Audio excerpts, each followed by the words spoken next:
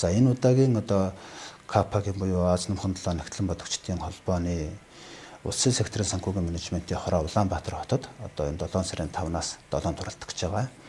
За энэ нь нэгэсэндээ бол дэлхийн 23 орны одоо санхүү менежментийн төлөөллөд оролцсон ийм одоо том хурал болдог.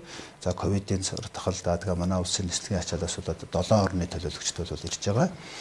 Үүгээр бид нар бол төр засгийн удирдлагуудаа томоохон одоо төлөөлөлтөд үлдэж энэ мэрэгжлийн байгууллагууд одоо улсын санхүү төсөв хөрөнгө оруулалтыг үр ашигтай болгоход яаж хөөр нэмэр оруулах юм бэ гэдэг талаар ойлголтуудыг өгөх, уулзалтуудыг зохион байгуулахаар төлөвлөж байгаа.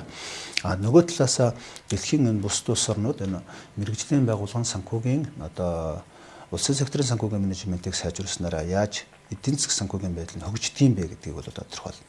Тухайлбал Шинэ Зеланд улс одоо яг 20-30 жилийн өмнө манай Монгол улс шиг одоо юм төсвийн алдагдaltaа хөрөнгө оруулалтаа зөв тодорхойлоогүй ер нь юу л хөрөнгө оруулалт хийх үү, юуг хөрөнгө гэж үзэх үү, юуг зардал гэж үзэх үү, ямар ямиг өөрөөр нь тогтолцоог нь бүрдүүлж явуулах уу гэдэг энэ асуудлуудыг бол бас бодлоонтаа мэдэхгүй шиг ингээд үр ашиггүй явжсэн.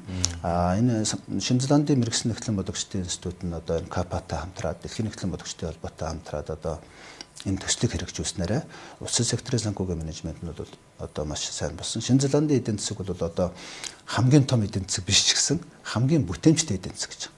Өөрөөр хэлбэл одоо төсөв тавьж байгаа бүх зүйлийг одоо тэр cost benefit арга гэдэг ч юм уу маш олон аргуудаар ингэж шалгаж, туршиж, үзчихийж, үр ашигтайг нь нотолчиж одоо хөрөнгө оруулалтаа тавьдаг.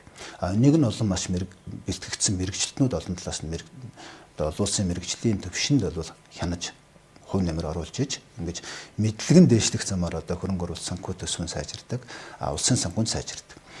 Манай улсад ч гэсэн энэ төслийг яаж хэрэгжүүлэх вэ гэдээ бид нар КАПАтай их зөвлөлдсөн.